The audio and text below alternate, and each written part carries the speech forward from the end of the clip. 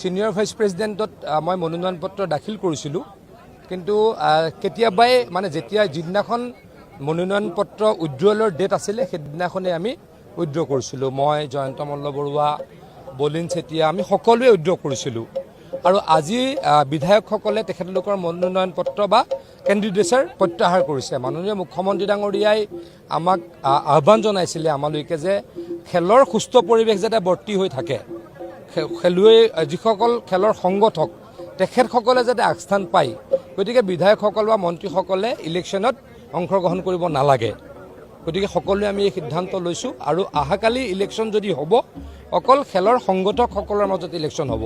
কিন্তু হয় আমি কোনো পৰ্যায়ে খেলক এৰি নিদিওঁ আমি য'ত য'ত আমি আছোঁ মই টেবুল টেনিছৰ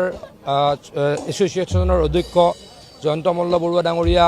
এথলেটিক্সৰ অধ্যক্ষ ৰূপক শৰ্মা ডাঙৰীয়া জিমনাষ্টিকৰ অধ্যক্ষ আমি সকলোৱে খেলৰ লগত থাকিম কিন্তু অলিম্পিকৰ ইলেকশ্যনটোত যাতে আমি